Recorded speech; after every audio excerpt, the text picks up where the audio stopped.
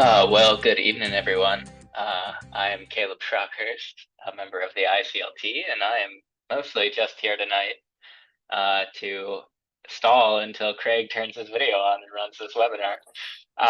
In all seriousness, it's good to see you all, and I have had a very limited role on. I had no place on the DAWG or anything. That falls to my teammate Craig Maven here. So as a few more people join us, I perhaps will open us in prayer, and then Craig, I think you can take it away. Craig, any questions before that, or that sound okay? Great. All right, let's pray together. Dear God, thank you for another Monday, another week, the chance to gather together. Thank you for shaping us, calling us to follow you, follow your son, Jesus. As we ponder difficult questions tonight, this summer, we know that your truth will lead us and your grace is sufficient for us.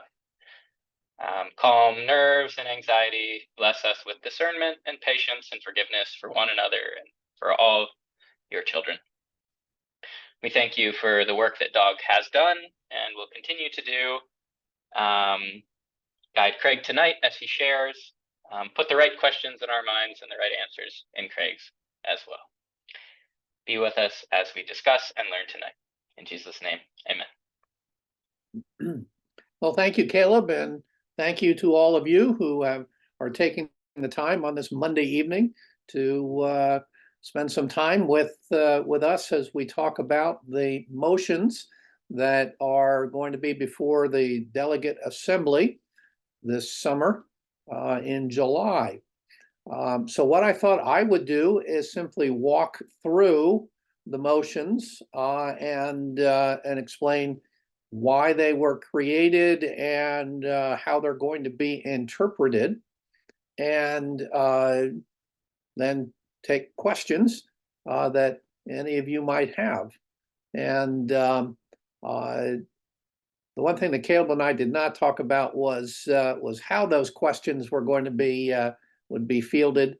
That at this point, Caleb, it doesn't look like we need to go to just doing it by chat. I think we can do it if well, I'll tell you what, Caleb, I'll let you figure that out as to how we're going to take the questions, as to whether. Sure. What I will say, if you're happy for your question to be read by everyone, you're welcome to just put it in the chat. If you would like me to read your question and not have your name associated with it, feel free to just private message it to me, and then I can read it out without sharing your name. Okay, then that's how we'll do it. Okay. Well, the Denomination Affiliation Work Group was created by Conference Council in May of 2023, and the mandate that was given to the Denomination Affiliation Work Group by Conference Council was to examine VMC's relationship with MCUSA in order to map a future relationship that provides delegates with options to consider. Do whatever research the work group deems helpful, such as learning from other conferences like Ohio Mosaic, possibly hiring a consultant to gather VMC delegate input, and reviewing legal and bylaw ramifications. Report back to Conference Council with options for further deliberation about what to bring to delegates for action, timeline to be decided by the group. So that was the one mandate that we were given. We were given a second mandate by the delegates, by a delegate action, which said that the Denomination Affiliation Work Group was to examine the legal and practical implications of VMC seeking to leave the delegate body of MCUSA, and asks that the task force bring their recommendation of decisive action forward for delegate approval no later than Virginia Mennonite Conference Summer Assembly 2024. So that's what we've been working with in terms of our mandates. One, to take actions back to Conference Council for their discernment and presentation to the delegates, and also the action by the delegates last summer asking for a recommendation of decisive action to be brought to the Summer Delegate Assembly. So we worked on a number of things, and we've had multiple reports that have been given to the delegate delegates of Virginia Conference, and I'm not going to go through all of those. Rather, what I'm going to do is to say, this is where we're at. Conference Council has looked at all of these and has agreed that they should go to the Delegate Assembly. So motion number one that we're asking the delegates to consider is to suspend Article 3, Section 7, 7.3b of our bylaws. One thing that we certainly heard very loudly at the Winter Delegate Assembly was suspending the bylaws in general was not an option that the delegates wanted to consider. As we come across things that we think the delegates should consider suspending, we'll bring them. And this is one right here. What that particular bylaw says is that it states that approval of actions shall require a simple majority of those present. What we're asking is that this bylaw be suspended in order that we might gather mail-in ballots prior to our summer assembly. The reason for this is that this is a really important decision. And we know that there are churches that are unable to get their full complement of delegates to the assembly for various reasons.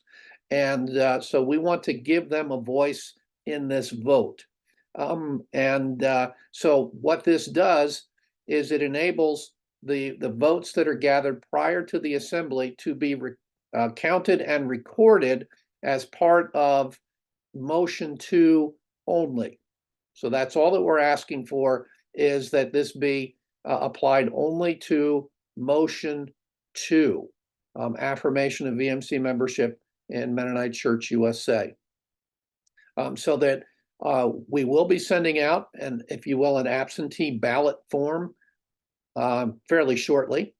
And on that, we'll be asking how the particular delegate is a delegate, whether they're representing a congregation or district or some other structure that has a delegate vote. And their name will be on there. And those ballots will all be held and will not be entered into the record until motion 1 passes. If motion number 1 does not pass, then those mail-in ballots or absentee ballots, whatever you want to call them, will be discarded. They will not be entered into the record when it comes to motion number 2. If you're looking at the motions as they've come out, it says at the bottom there, this motion was developed by DAWG and is commended to the delegates by Conference Council for approval. That language is important, particularly when we get to motion number 2. So Conference Council is commending this to the delegates for approval. Motion number 2. Well, maybe what I should do maybe is just stop and see if there are any questions on motion number 1, if that's clear as to what we're trying to accomplish with that.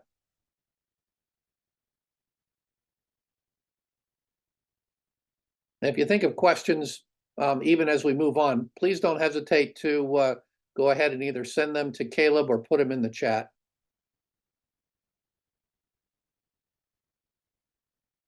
I see June is saying mail-in ballots, waiting for mine.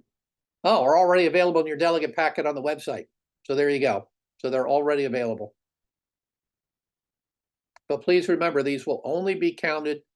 Well, I should say they will be counted beforehand so we know what the totals are, but they will not be entered into the record unless motion 1 passes. And it's only on motion number 2. Not for motion 1, not for motion 3, 4, or 5, only motion 2.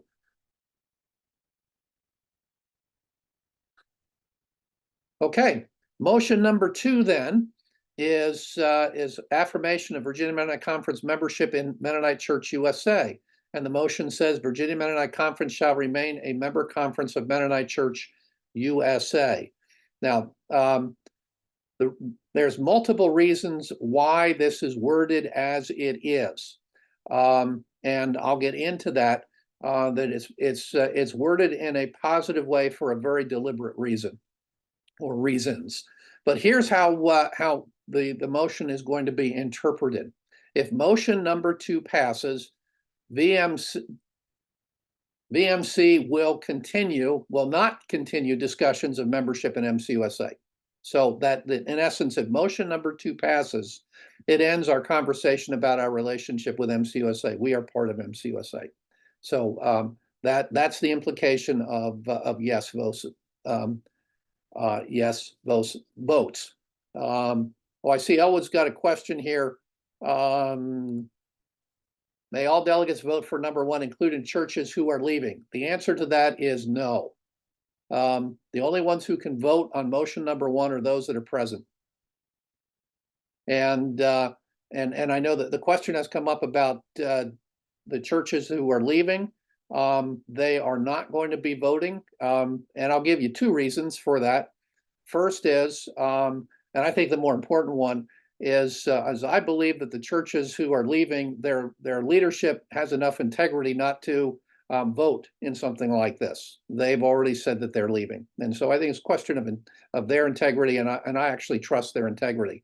But secondly, they will be dismissed prior to this vote. They will be acknowledged as having left Virginia Conference before the vote is taken. So and as far as I know, they are not sending delegates, only representatives for the purpose of being released from membership in Virginia Mennonite Conference. So I mean, that just to say that for those 2 reasons, they will not be voting. That's a good question, and it's one that's come up multiple times, so I'm glad that you asked it, Elwood. It's an important question. Craig, I have a short question. Would it be possible for you to share your screen with the resolutions easily visible if anyone wants to read them as we discussed? Sure. Let me see here. Find share screen on this thing. All right, hold on a sec here.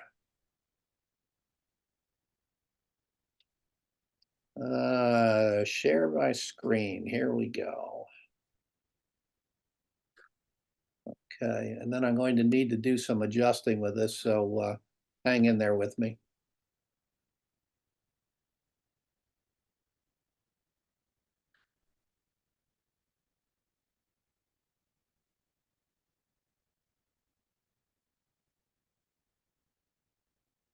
Okay. Did that work, Caleb? Yep. Okay. All right. So again, if motion number 2 passes, Virginia Mennonite Conference will not continue discussions of membership in MCUSA. If motion number 2 does not pass, then Virginia Mennonite Conference Council will take steps necessary to develop a plan of action for VMC to terminate membership in MCUSA that will be approved by 75% of delegates at a future delegate assembly. Leaving Mennonite Church USA requires changing Virginia Mennonite Conference's constitution, hence the 75% threshold. Leaving MCUSA will also require Virginia Mennonite Conference to become a 503c nonprofit corporation and secure its own tax-exempt status with the IRS. One of the things that we have come to understand is that Virginia Mennonite Conference is not incorporated separately from MCUSA, nor do we have any standing with the IRS.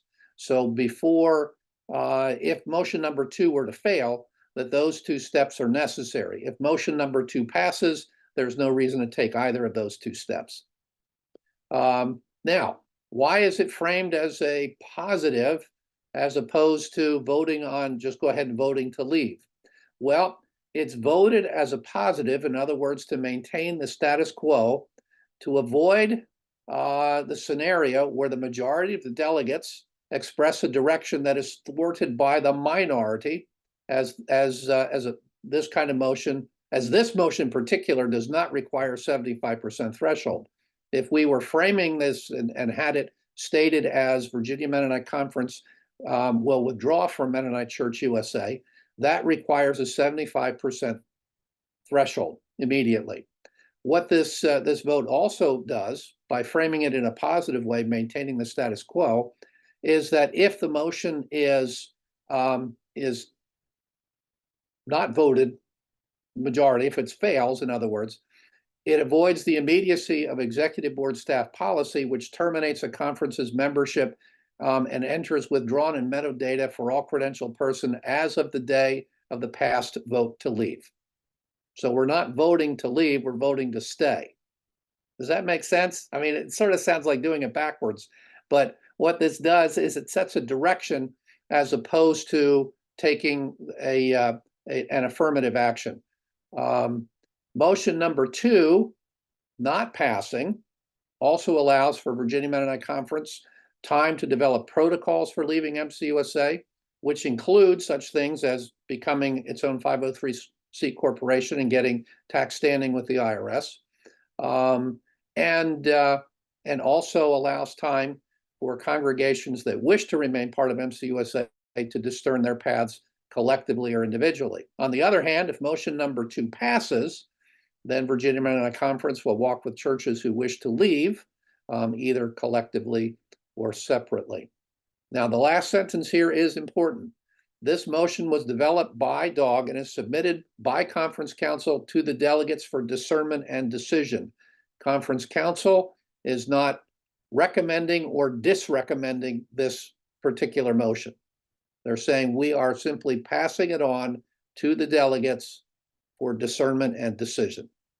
So that's an important clarification. Any questions? That one is, that's a bit complicated in some ways as to why we worded it as we did, and we're trying to be clear as to how it will be interpreted. So if it's not clear, please ask.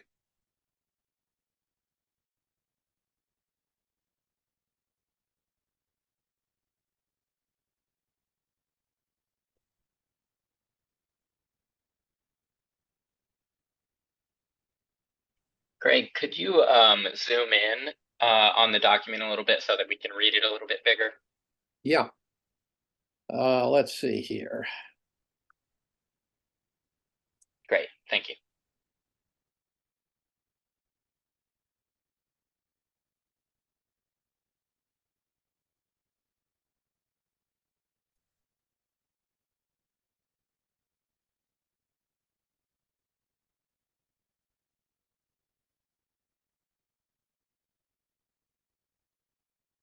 Any questions?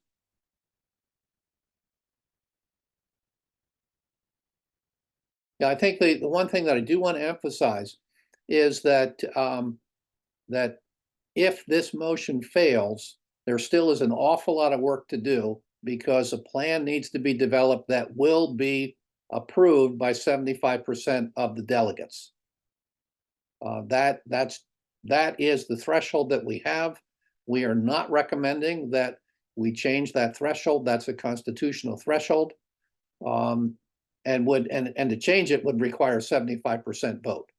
So so what we're saying is that if this motion fails, that we will need to develop a plan of action that 75% of the delegates will approve. Craig, we have 2 questions in the chat. Elwood, I think I can answer your question. You say, I see that Weavers is listed on the MCUSA database. I believe that that's a mistake on MCUSA's end. I believe we've passed along that request. I don't think we need to go more into that, but I'll follow up on that with an email. Steve, your question, Craig, a question for you to answer. Is the percentage to pass motion 2 50%? Yes. Well, 50, just one vote over 50%. So if it doesn't get a majority, it fails.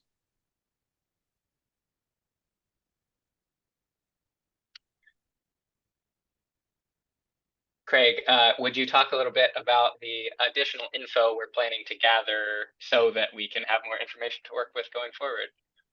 To ask a very leading question. I think that my question back would be what kind of information is being suggested. Okay, I'll just say what I wanted to say. Sorry. Basically, both with the absentee ballot and in-person ballot, we hope to collect church and as well as delegate information so Yeah. that we have much more information, very clear information about who is voting for what. It's quite possible that we will have a majority of delegates vote to remain with MCUSA, but have that represent a minority of churches. That's very important data for conference council to work with. And so, yeah. That doesn't mean, as Craig said, this is a 50-50 motion to indicate what next step we pursue that will then need further approval, if that makes sense. Mm-hmm. Yeah, I mean, there's all kinds of scenarios that could play out here, but the bottom line is that DAWG is not suggesting that we change our bylaws, and to in terms of how how we're going to move forward with whatever the result is, but rather to work within the framework of the bylaws, with the exception of allowing full delegate strength in the vote. So we will be asking for names. And one of the things that we will be doing is we will be checking names against registration. And that's not to do anything other than to say if there is someone mistakenly had filled out an absentee ballot and then shows up and fills out another one, that their vote will only be counted once. That if there is confusion somewhere and someone who is not registered as a delegate votes, that ballot also will be discarded. So those kinds of things to ensure that we get an accurate vote. That want to make sure that if we have a very close vote, that it's accurate. Yeah, and I will plug June mentions here, for a vote to be counted, it needs to match the registered delegates list. Yeah. And this is a task on many fronts will fall to churches and to district ministers to, ahead of time, they have to indicate who are delegates for different churches. Yes. So please do that, and the sooner the better. Do we have a hard date on when that will be a deadline for that set? July 8th. Okay, so by July 8th, which I think is a week ahead of assembly, let me just double check that. Yes. So those need to come in ahead of time. Yes. So that we have. Go ahead, Greg. Well, just going to say that's really important that churches get their delegate list in, and districts get their delegate list in, and the cluster groups get their delegate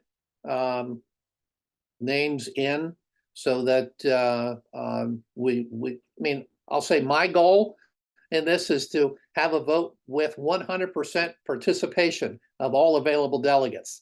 Now, is that going to happen? Probably not. But that's the goal: is to have all of those that are eligible to be delegates to participate in this discernment. I will highlight one thing, and Holly, I think I can answer your question as I answer it. Districts are given each district is given 5 delegates. So the how delegates are described or assigned, Holly, you're correct. It is not each church has 3 delegates. It's a little more complicated than it would need to be, but basically there is every credentialed leader or ordained person has 1 vote. And then it's proportional based on the number of members at your church. And we allow churches to determine their membership. That's not something we police. So for every 100 members or fraction thereof, so every church has at least a credentialed pastor and at least 1 delegate. Larger churches may have up to 4 or 5 delegates beyond that. Yeah. So hopefully that answers your question. And that should be pretty explanatory in the bylaws, which are on the website. Yes, I'll just to double back. Go ahead, Greg. Just one clarification: that it's credentialed leader who is recognized as leading the church, if you will, on staff in some way. That someone who has a credential but is not, in pastoral leadership in the congregation does not automatically get afforded a delegate vote. Am I correct on that, June?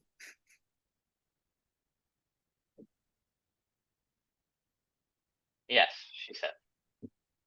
Okay, cool. Sorry, that's my fault. Okay, doubling back to a few other questions, and Harvey, I will take a swing at answering this. I think you'll know what I say. Is there an urgent reason to make this decision at this assembly rather than our having another year to have more conversation, prayer, and discernment? Good question. I would say we do have 10 churches departing this summer before this vote. So we have missed, for many churches, we've actually missed the boat of urgency, which really breaks my heart. And frankly, if we would delay another year, we would have more churches walk. This is going to be a hard decision. At any point, this is going to be a hard conversation. We need to have this conversation at some point. I feel that pretty strongly. Delegates voted last year for us to take a vote on something like this summer. I would say this is not a perfect option, but it is an option that delegates have pointed us towards. I really appreciate DAWG doing some creative work to make sure it's not just a straight up or down vote. I don't feel that this is what this is, this kind of slate of motions. Yeah, that said, we're doing the best we can, but it has been more than 2 years now since MCUSA passed a resolution that many of our churches said right away, this is a make or break issue for us in our relationship to MCUSA, and we've already waited 2 years, which is quite a long time. Anyhow, that's my answer. Craig, I don't know what your answer would be. Well, just to emphasize again that the motion that the delegates approved last summer asked for some decisive action to vote on in this Summer Delegate Assembly.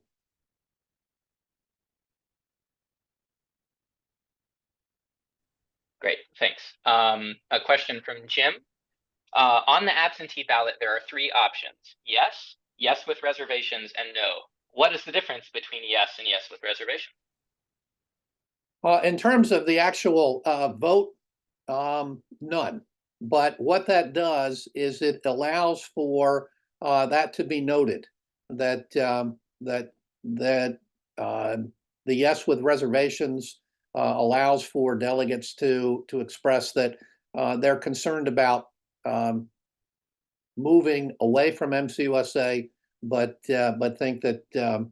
Or I should say a yes with reservations could be there's be the other way around, that there's some reservations in remaining part of MCUSA, but at this point they would prefer that Virginia Conference affirm its relationship with MCUSA than they are with saying that Virginia Mennonite Conference does not affirm its membership. It's just some more data. Yeah, and I think emphasizing that this evening, and we will definitely emphasize that in person as well, Jim, that while it allows for further nuance in the vote, that yes with reservations is included as a yes vote. Yes, clearly it's a yes vote. And where that data could be used with either it passing or failing in terms of how Virginia Conference walks with congregations that potentially are leaving, and whether they're leaving because we're leaving MCUSA or they're leaving because we're staying with MCUSA. Those kinds of that kind of data could be helpful in developing specific directions and strategies.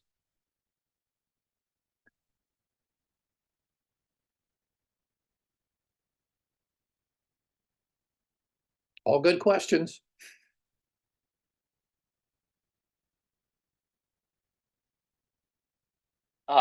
Another question, do we have a ballpark of how many congregations would leave Virginia Conference if motion 2 does pass, or how many might leave Virginia Conference if the MC disaffiliates from MCUSA? Short Craig, answer, I'll let you short answer answer that. is no. We don't have that kind of data. I mean, we attempted to gather some data a little over a year ago, and while the data we got was helpful, it was a helpful snapshot of where we were at that point in time. things have changed.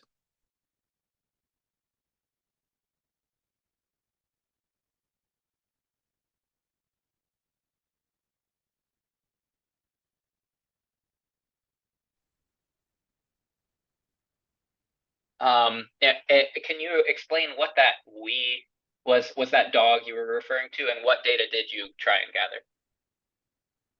Yeah, it was DAWG. We sent out a survey. It would have been, let's see here, in October of 23, in which we asked 3 questions.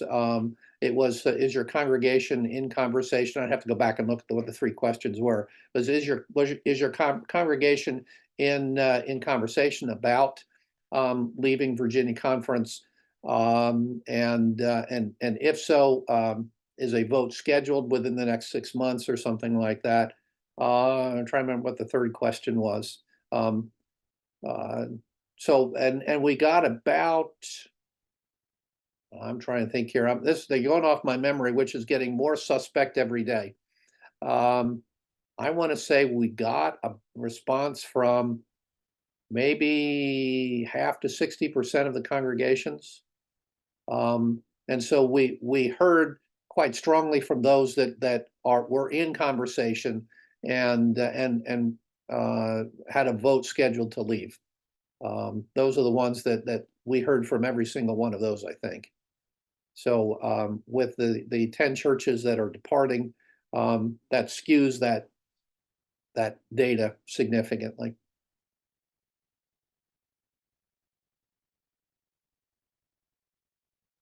I will also just reflect, and it goes to Harvey's question a little bit. If you look at our bylaws, we're meant to be a delegate-led organization. And this is really an attempt, I think, to let delegates set that direction a little more clearly. Yeah, maybe I'll leave it at that. But I think we'll have more time for conversation later on. Craig, maybe we keep rolling here, and we will very much have more time to talk about these earlier motions too. Sure. Okay. Motion number 3. The motion is the 1995 Confession of Faith as teaching position of BMC. What it says is the 1995 Confession of Faith in a Mennonite Perspective is the teaching position of Virginia Conference. It is expected that all credentialed leaders know the content of the 1995 Confession and commend the confession as positions held by Virginia Mennonite Conference.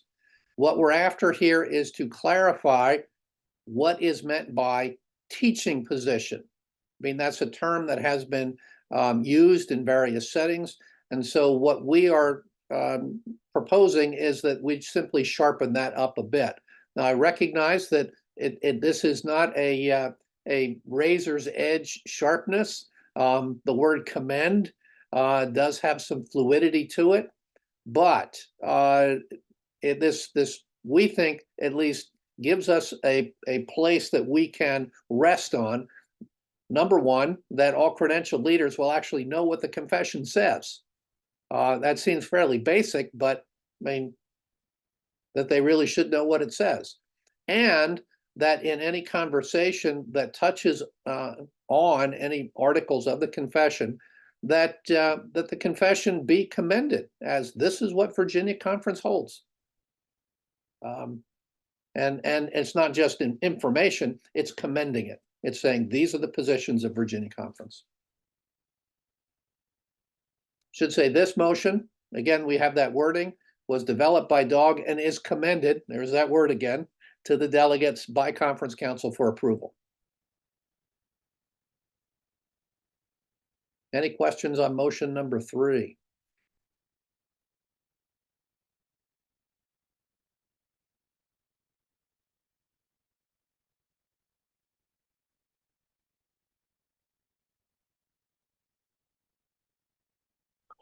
Question, Craig, what happens if this vote fails, if motion 3 fails? That's a good question. That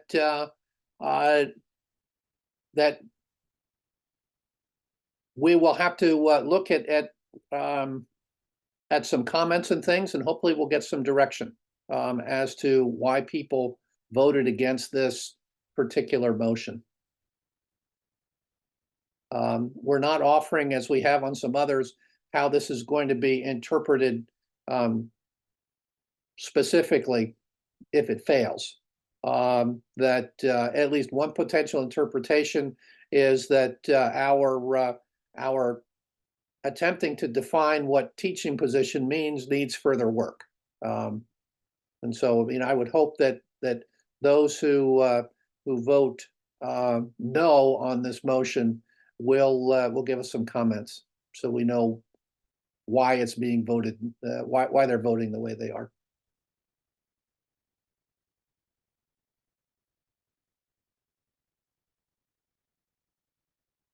That's a great question. I'll be honest, I didn't even think of that. How do we interpret a no vote?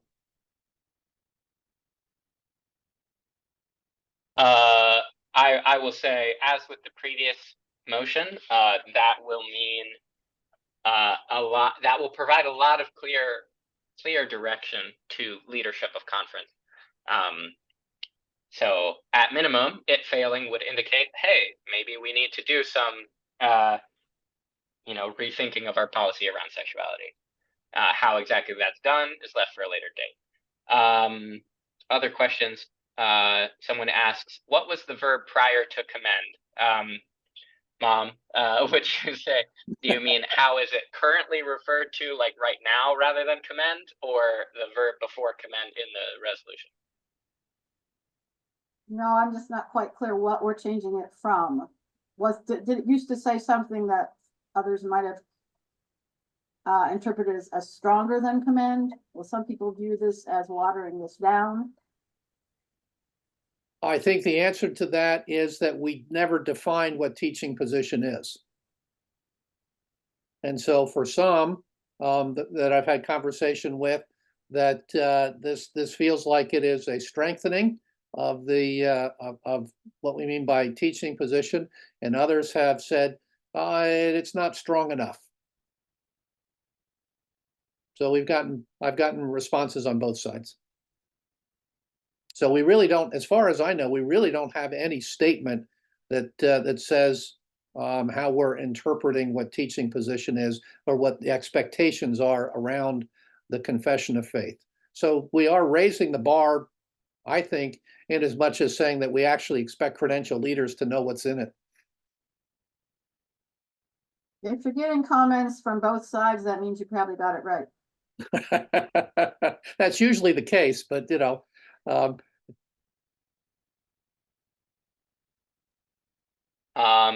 Harvey, I think your question is probably referring to motion 2 again, so we'll circle back to that. Elwood, yours is also kind of a general question, but I'll read it now. I'm aware of 2 to 3 small congregations in Northern District who we rarely hear from. Is anyone in leadership reaching out to them with information about these motions? Yeah, Craig. We're leaving that up to the districts to do that.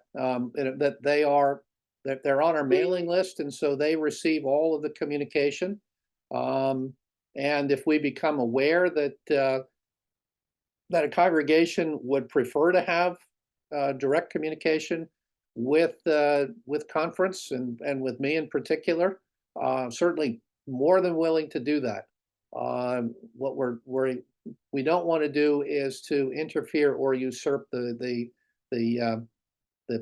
relationships and responsibilities of districts and the district ministers and other district leadership.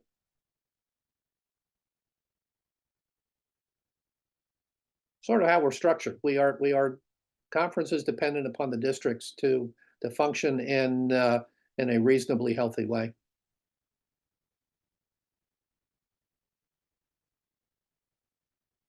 Great. I believe, yeah, in case Harvey's question is referring to this motion would just be a simple majority to pass. Okay. Yes. Yes. Good. So 2 questions, I'll kind of try and roll them together.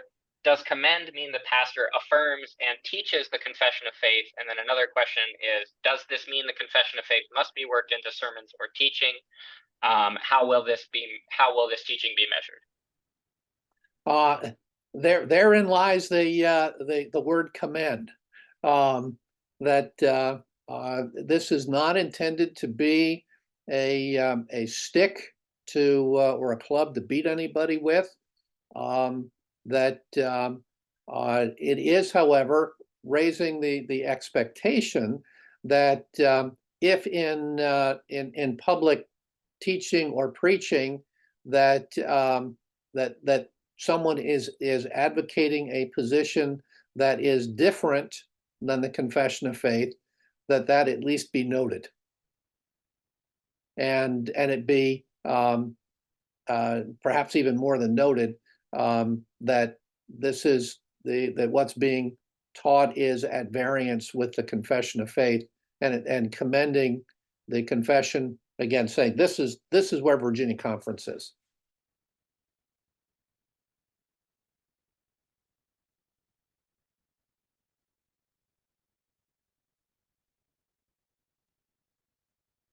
And at this point, I could go on my little spiel as to how I view the confession, just to say, if you've been around me enough to, when I'm talking about the confession, you know that I have my quibbles with it. And I am fairly open to where my quibbles are with the confession. But that doesn't mean I don't commend it. And if there's I should say there's nothing that I think the confession got wrong. I just think there's a few places they didn't quite get it right.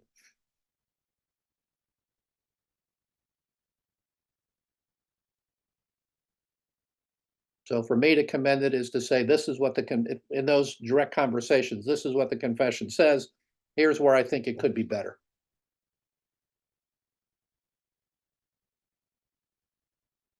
Okay, we're caught up. I'd say maybe let's power through motion 4 and 5 here, and Okay. then we'll have kind of open discussion after that. Sounds good. All right.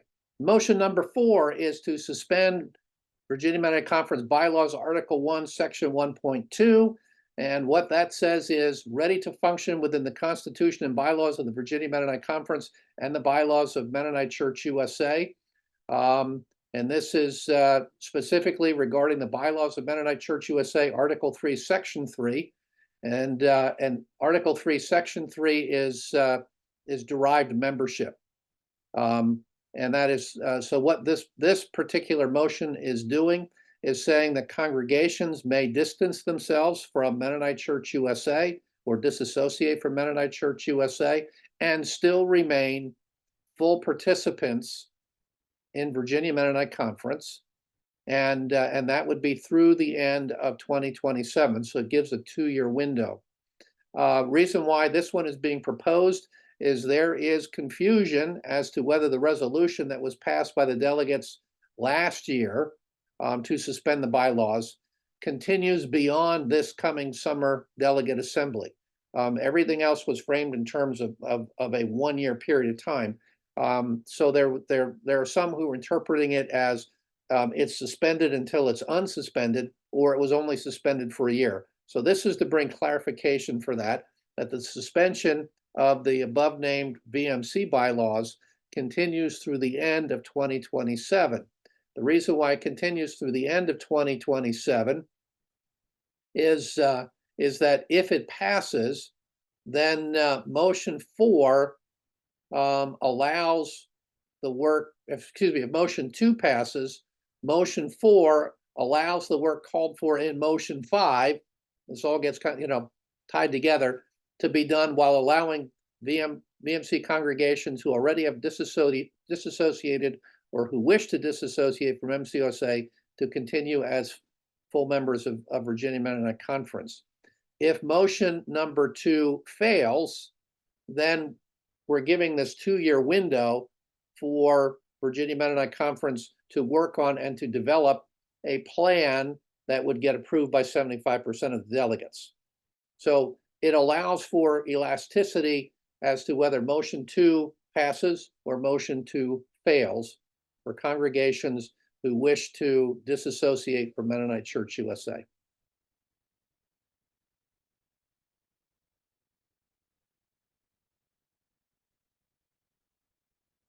So motion 5 then is the one that it's referring to. Let me just move on to that one.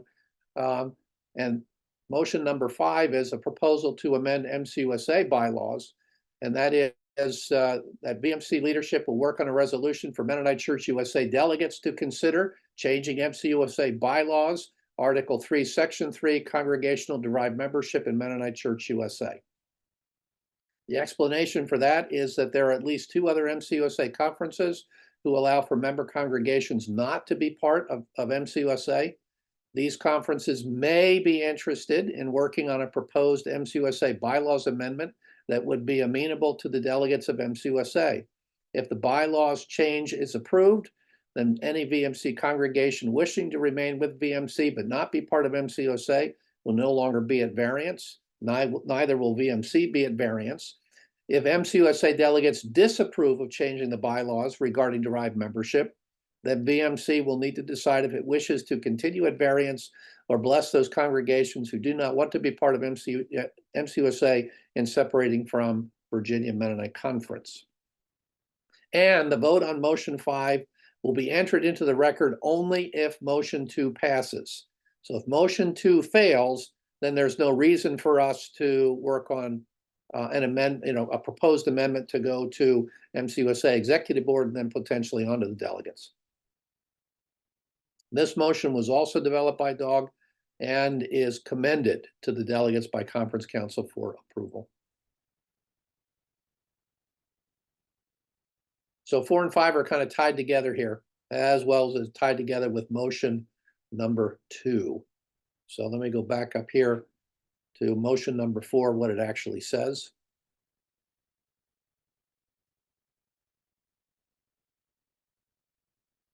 So any questions on 4 or 5?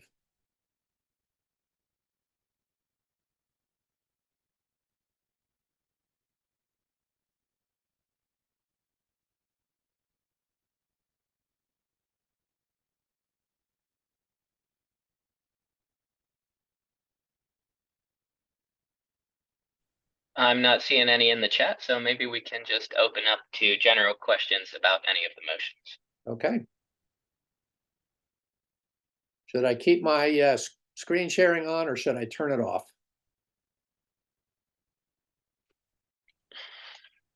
What feels right to you, Craig?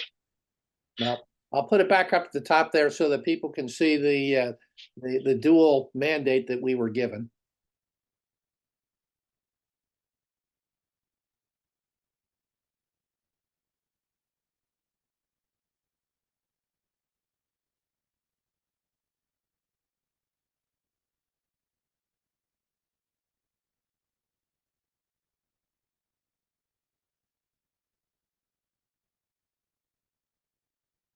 In case Harvey's earlier question about 70 or 50% threshold was about motion 2, would you just address that again? Sure. Motion number 2 is worded as a positive because it's not a vote to change the Constitution. So it only needs 50% to pass. That's specifically worded that way. Maintain the status quo to avoid any constitutional changes. It sets a direction, one way or the other.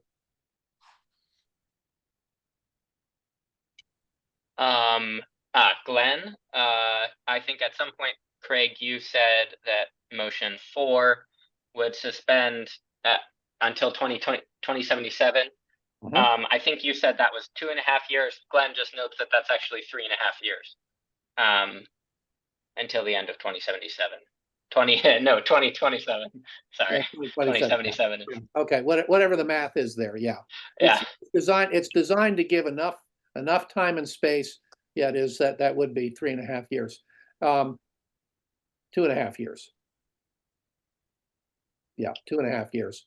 But it's designed to give time for all of the workings to happen in either approaching MCUSA about a bylaws change and or VMC leaving MCUSA. So that's the purpose of giving that rather large window. And I would also say that if depending on what's happening, that this motion can always come back to the delegates in some other form if necessary, if we're not finished by the end of 2027. if there are congregations who are still part of Virginia Mennonite Conference that have disassociated from MCUSA or who wish to do that. Another question, Craig. Has there been preliminary conversation with these other MCUSA conferences about changing MCUSA bylaws? Officially, no. Have I had conversations with other executives? Yes. But again, it's nothing official, and it's not, and it's just at executive conference ministers gatherings or at constituency leaders council, conversation over the dinner table or over a break kind of thing. So there's nothing official. I mean, I will say that I'm aware that there may be openness to cooperating, but nothing official.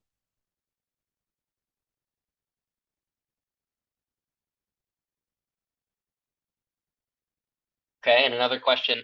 How many congregations currently have withdrawn from MCUSA but maintain a membership in VMC?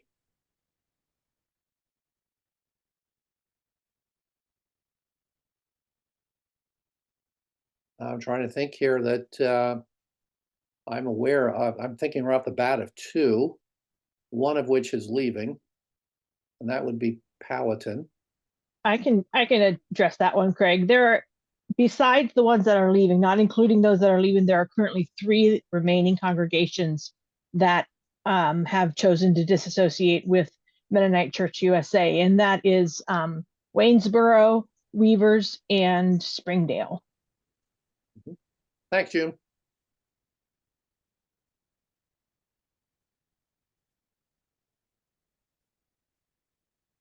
Another question. I appreciate the desire to include all the votes possible, but I wonder how discernment that requires face-to-face dialogue can happen when delegates aren't required to be in person.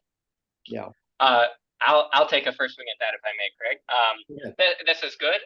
We also heard an extreme amount of negative feedback in regards to that very strict ruling when it came to MCUSA's delegate assembly 2 years ago, because there are the realities that this is a Thursday, Friday, Saturday meeting. Requiring in person heavily favors wealthier churches and wealthier individuals in ability to be fully represented. So it's very much not ideal. We strongly prefer to be there in person, not in the least because there's not a guarantee that absentee ballots will be counted if delegates don't want that to happen. So in no means, nothing can replace the being there in person. But really, for making this decision, we want to have as many people be able to speak into the process as possible. Another question following that up. In this case, online registration is allowed. We do have Zoom registration. And Zoom registration, June, is counted as people who register on Zoom will be voting as if they're present in the room, correct? Correct. Yeah, so our hope would be there are very few absentee ballots in the end. Putting on my Daniels Run hat, I do know that our one person from our congregation who's typically a delegate is going to be at a family reunion over this 3-day stretch. And Daniels Run should still receive their full delegate representation. Just because of that scheduling issue, I think that would be kind of unfair. And I think it would be unfair of us to ask them to miss a family reunion that only comes around once every couple years. But I completely agree with the sentiment. Yeah, and I think I'd agree, Caleb, with what you said. I much prefer having people come and be part of the conversation. But it is an important vote, and there are congregations who are on the edge of Virginia Conference for all kinds of reasons. And for us to say your voice is important in this particular decision may well open some doors for further involvement.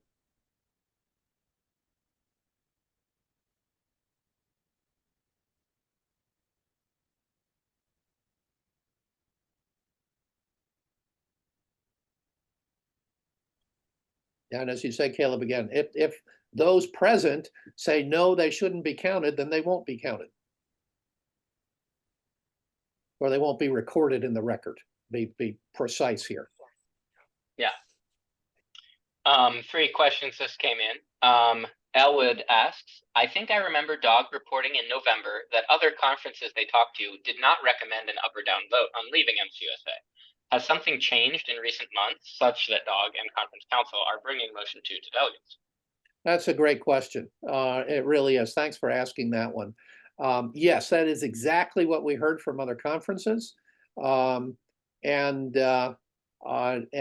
as we went back and looked at the times that we had with other conferences, that nobody has been able to develop something that allowed the conference not to leak churches and or in some cases hemorrhage churches without some sort of a decisive vote. So it seemed like we were in that position with that it was time for decisive action to allow the delegates to say we're in or let's explore leaving. Or maybe not stronger than leaving. Let's develop a plan to leave. And Gerald, I'll summarize. Gerald thanks you for the clear work, but it seems to me that this key decision to leave MCUSA or not is currently framed as a 50% majority. Is this really right? So would you say, where you kind of left off, Craig, would you again reiterate the plan thing? Yeah, and the reason why I'd say that it's framed this way is that we heard from several conferences that had a supermajority and the vote was to leave and the vote failed. And consequently, those who were in the majority were very, very frustrated that a minority set the direction. So this one is framed to avoid that scenario where a minority, in essence, holds up the will of the majority. It's nobody else has tried this. I freely confess we are in untested waters here. This may be a way for us to move forward in as best way as possible, or it could turn into a disaster. I tend to hope, be more hopeful that that in this we will set a direction. We reaffirm our commitment to Virginia Mennonite Conference, and a majority of delegates say we want to be part of Virginia Conference and our MCUSA. Then Virginia Conference stays in MCUSA, and I will say that's really too, regardless of whether those votes are coming from a minority of the churches or not. I mean, that's the way our bylaws are written. That it's not one church, one vote. So we're not proposing that we make any radical changes to the bylaws in regards to a vote. So it will be majority setting the direction. To leave MCUSA, that will require at least 75%. So if the majority says we want to leave MCUSA, it's going to take a lot of creative thinking and a lot of conversation to come to the place where 75% of the delegates would say we can live with this.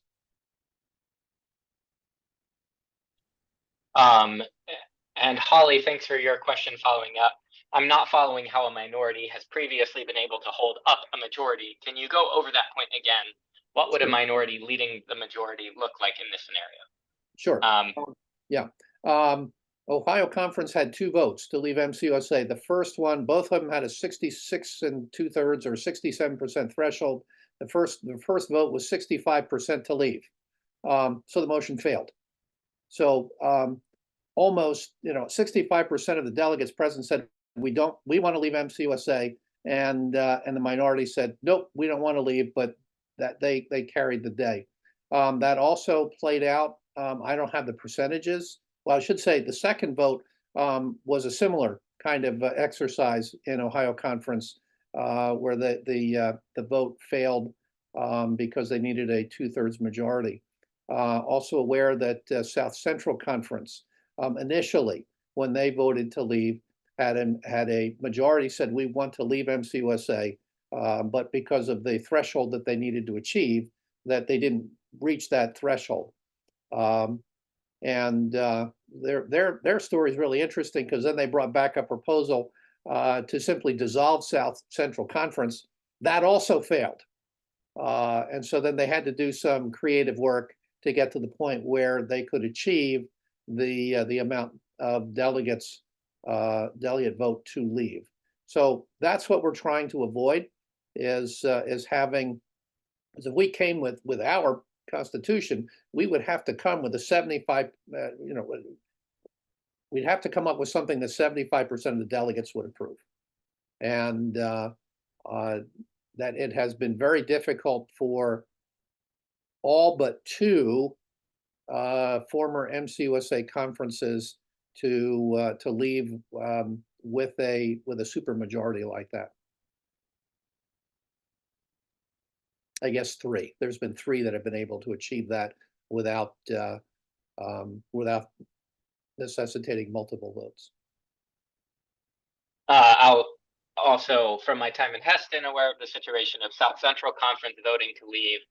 Heston Mennonite, as being the largest church in that conference by some spell, they knew that the vote would pass if they abstained, and they knew that they could, if they had all their delegates vote to remain in MCUSA, they knew they could prevent that motion to fail. So in the good spirit of, they chose to have their delegates abstain from the vote so that it would receive the supermajority necessary. Now Heston Mennonite has chosen to leave South Central Conference to remain in MCUSA, which, to make an important point, we are a free church. We are a voluntary association of churches. It's regrettable that there will be movement among conferences and amongst denominations, but that is far, far preferable than folks like Craig and June and I indicating to churches what they must do. We are trying to journey forward together here. And again, we want our direction to be set by delegates, not vice versa. To circle back a little bit to an earlier question, Holly, about how many churches, I see, simply put, there is no pathway forward where the 50 churches we will have after this round of departure, there's no situation where those 50 churches remain in fellowship come 10 years from now. Part of it is, how do we move forward slowly and with grace, and yet actually move forward? Not moving forward has clearly led us to this place where we have quite a number of congregations leaving. And again, I would circle back to my comment, this is not perfect, but it is allowing delegates to speak into the system, which I think is very much in the spirit of what Jesus wanted for his followers, and also much less significantly in the spirit of our bylaws. So if we walk in the spirit of grace and in communication, that may mean we part ways, but we can do so in a generous way, and in the way that the majority of our churches and delegates want to do, rather than in what a very select group of leaders may cook up, if that makes sense. Good question from Tim in the chat. The ICLT term ends in August, as I understand. Who will carry the jobs and actions that the motions may require if there is not enough staff in positions to carry out the will of delegates? Great question. There is a personnel committee of conference council that is working on staffing, both come September 1, as well as a model for moving forward beyond the next phase. What we're working on is another transitional team, if you will, whose job will be, one of their important jobs will be specifically to work through whatever the delegates say the direction of Virginia Mennonite Conference is. And a question a little bit ago from Anne, which I neglected to read at that time. Sorry, Anne. Do congregations who are currently without a pastor have a chance to use that vote? So I think that's in reference to my comment earlier. Now there's an interesting question. Maybe we'll need to run that one to the Constitution and Bylaws Committee to get some clarification on that. If there's somebody who's functioning in a pastoral role even though they are not credentialed, do they qualify for that vote? That's an interesting question.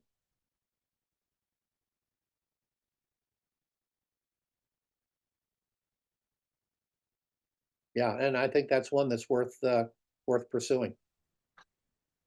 Craig, I do know that the bylaws do state that you can't substitute a credential like a pastor's vote for somebody else in the congregation in general. However, like if you are in between pastors, no pastor on staff, and you have someone who is doing congregational, taking that role on, or you have an interim pastor, they would be eligible. And if that person is commissioned by the, they don't necessarily have to be credentialed if they have been commissioned and recognized by the district. Okay. That's my understanding of that. Okay.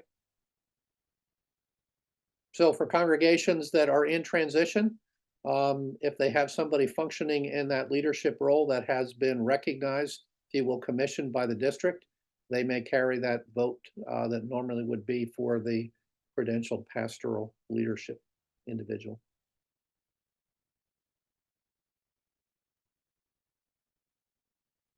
Great question. We are here at 8:06. I strive to keep Zoom meetings to an hour, and I have already failed. So why not take one or two more questions? I will state, Craig, we decided while you were on vacation that we should probably offer this webinar again before assembly. So we haven't set that date yet, but please, if you would like, this recording will be posted. So please share this. Please share this. Again, please share this with all the delegates from your congregation and have them look out if they want to come and ask questions of Craig or of the leadership team. That will be an option. Sorry, we haven't nailed down that date yet. Yeah, good. Okay, we do have another question in the chat. What about the 2013 Faith and Life Commission statement on pastors performing same-sex marriages? Will that continue to be VMC's position? Will the results of any of these motions change that position? Short answer is none of the motions that the delegates will be taking up would impact that statement. That is a Faith and Life Commission statement. It's their statement, and my understanding is that is not on their agenda to change or review. So, as far as I know, that remains in force until Faith and Life says it isn't. And to my recollection, Craig, there was an informal gathering of information on that at Winter Assembly, correct? Correct. And that the results of that were put out in a report. I don't have that right on my fingertips, but that as I recall, the majority said that they preferred that either stay in force or that Faith and Life continue it. There were a number of comments that asked Faith and Life to review that, and I know at a Faith and Life meeting that that topic did come up, and if Irvin is still on, I see, that looks like Irvin is still on. My recollection of that meeting is that Faith and Life is not going to be reviewing that particular statement at this particular time. Right. I think we discussed whether or not it should be done. We just said this is a very crucial part of the conference's life at the moment. And there are some who feel it should be reviewed and some who feel we should just leave it alone. We certainly won't touch it before the conference assembly. And I suppose we'll be very interested in hearing how all these votes come out and the conversations at the delegate assembly, how that would point us toward anything further that we would do with that statement. But you stated it correctly. There's no plans at the moment to change anything of that.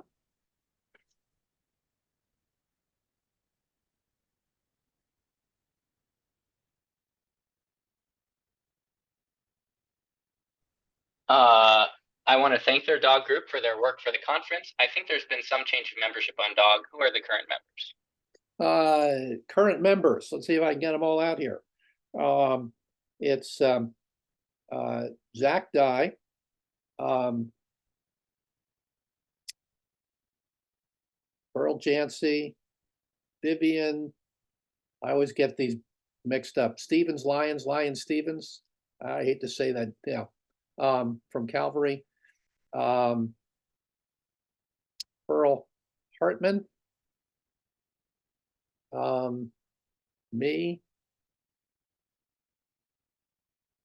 Earl, if you're still on, am I missing somebody here? Juan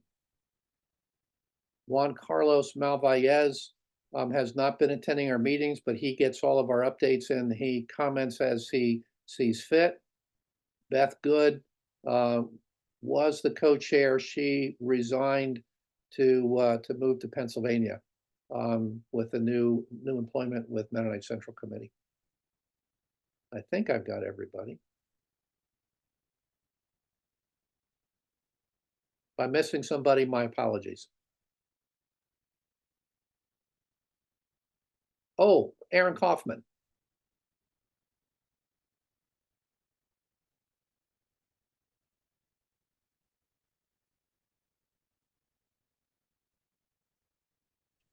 Did you name the pastor from Lyndhurst, Craig? I can't remember whether you gave his name.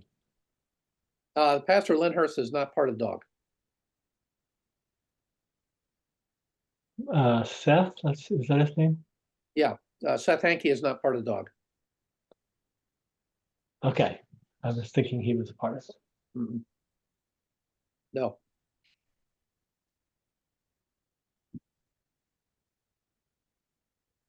Okay. I see no more questions in the chat. As Elwood did, thank you, Craig, for your hard work on these and to the whole DAWG committee. Would you pray us out, Craig? Be glad to. Let's pray together. Lord, these are difficult times. And Lord, while we all are seeking to be faithful to you, we find ourselves in different places with different tensions. So Lord, we ask that you by your Spirit might continue to help us to find ways forward that enable our congregations to thrive, be healthy, engage in their mission and ministry, and truly bring the kingdom into our communities. Lord, thank you for this time that we've had.